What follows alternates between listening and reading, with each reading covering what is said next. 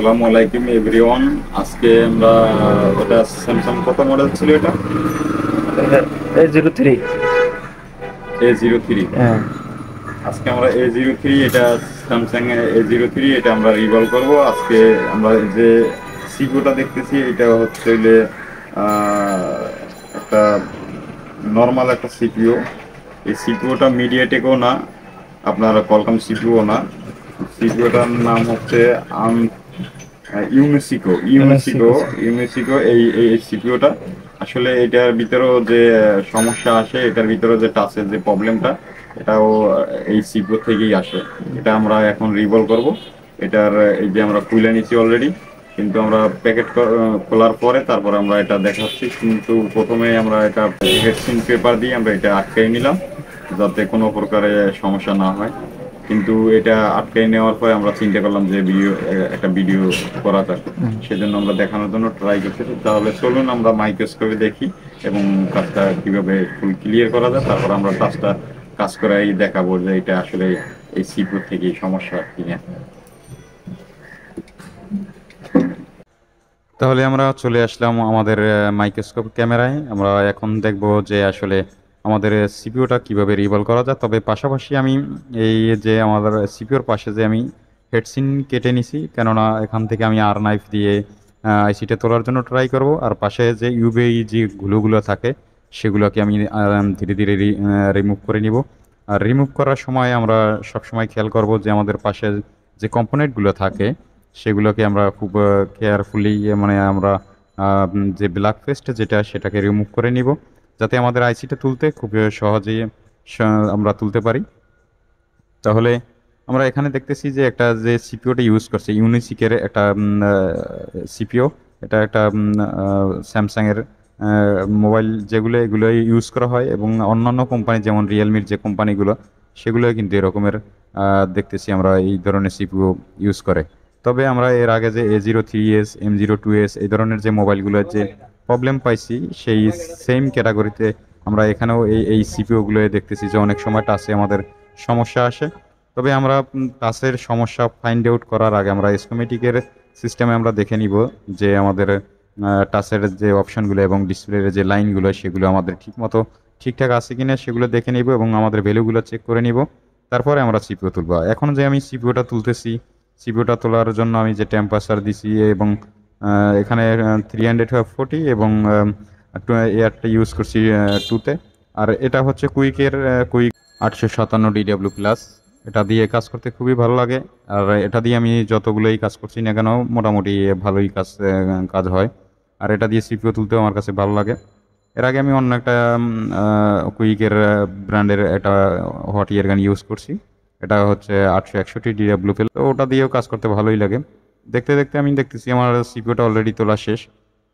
তবে সিপিইউ কিন্তু খুব স্মুথলিভাবে এবং সুন্দরভাবে আমার সিপিইউটা তোলা শেষ। এখন আমি পিসিবিটা সুন্দরভাবে পরিষ্কার করে নিব। আর পরিষ্কারের ক্ষেত্রে খুবই কেয়ারফুলি যদি এটাকে আপনি খুব মনোযোগ দিয়ে কাজ করেন, আশা করি এই সেকশনে যারা কাজ করে তাদের এই বিষয়ে ভালো ধারণা আছে। আর আমি দেখতেছি যে আপনি যদি পাশে যে কম্পোনেন্টগুলো থাকে আমাদের, ওটা যাতে কোনো প্রকারের সমস্যা না হয় এদিকে খেয়াল রেখে যদি সিপিইউ যে স্থানটা আছে যে আমাদের পিসিবি, এটাকে যদি আপনি পরিষ্কার করেন তাহলে আশা করি যে সুন্দরভাবে আপনি কাজটা ফুল সাকসেস করতে পারবেন। তাহলে চলুন আমরা কাজটা দেখি আর কিভাবে খুব সহজে কাজটা করা যায়।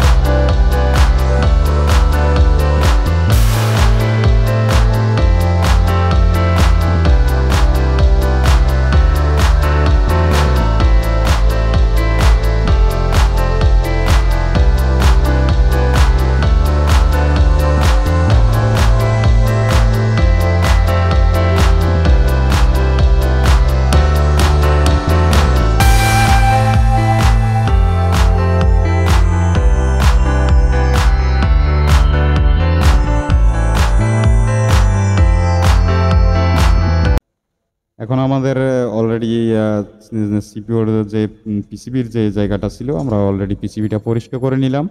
তাহলে আমরা এখন যে আমাদের যে সিপিও যেটা আমাদের আইসি সেটাকে আমরা সুন্দরভাবে পরিষ্কার করে নিব। আর এটা পরিষ্কারের ক্ষেত্রে আমরা হট এয়ার গান দিয়েও পরিষ্কার করতে পারি, আর নাইফ দিয়ে হট এয়ার গান দিয়ে আমরা হালকা হিট দিয়ে এটাকে করব।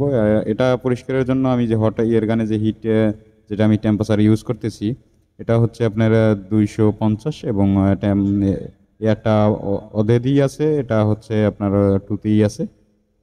তাহলে এভাবে আপনি একটা সিপিইউ খুব সহজে আপনি পরিষ্কার করতে পারেন। আর পরিষ্কারের সময় খুব কেয়ারফুলি যাতে কোনো প্রকার আইসিতে প্রেশার না খায়, যাতে কোনো ঘষা না লাগে, সেদিকে সব সময় খেয়াল রেখে তারপরে একটা আইসি খুব সুন্দরভাবে আপনি এটাকে পরিষ্কার করবেন যাতে কোনো প্রকার সমস্যা না হয়। তাহলে আমরা একটা আইসি কীভাবে পরিষ্কার করা লাগে সেই বিষয়টা আমরা বুঝতে পারলাম আজকে। তাহলে দেখি আমরা পুরো যে আমরা কাজটা কীভাবে খুব সহজে তুলতে পারি। তাহলে চলুন দেখি।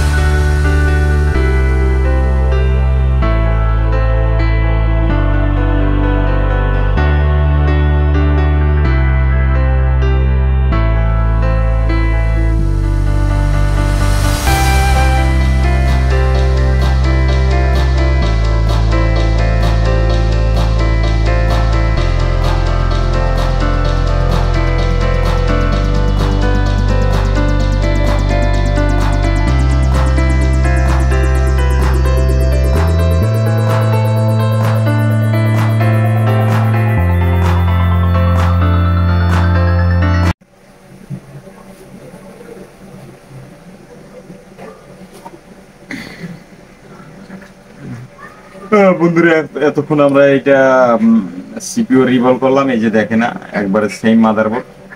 এখানে আমি যদি খুলে দেখাই, এই যে রিভলভ করা হয়েছে। কিন্তু এখন আমরা দেখি যে আসলে এটার আমার সিপিইউটা রিভলভ করলাম, কিন্তু টাচে আমার এটা কন্টিনিউ কাজ করে কিনা। আমরা এক লাগাতে দেখা গেছে 10-15 মিনিট যদি টেপাটেপি করি তাহলে আমরা বুঝতে পারবো।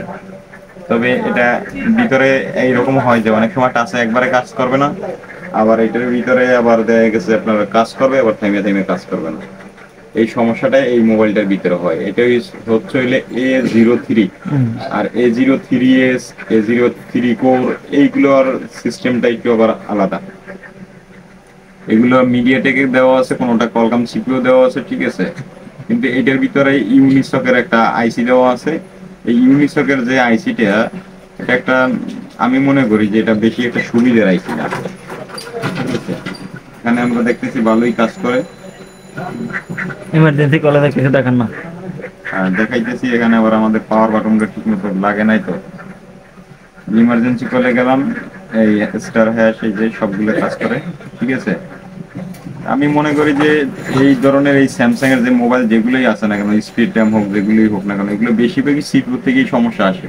তবে অন্যথায় যে আমাদের কানেক্টর গুলো, যে টাচের যে কানেক্টর, এটা যদি আমি সুন্দরভাবে চেক করে, বা এখানে আমার লাইনগুলো আছে কিনা, লাইনগুলো যদি চেক করে ঠিক মতো সুন্দরভাবে ট্রেসিং করার পরে তারপর দেখা যায় যে না, লাইনগুলো ঠিক আছে। অনেক সময় লাইন কোনটা ড্রাই হয়ে গেছে, এই লাইনটা কোথেকে আসছে, স্কিমেটিক দেখা এই লাইনটা যদি সিপিইউ থেকে আসে তাহলে সিপিইউ থেকে সমস্যা।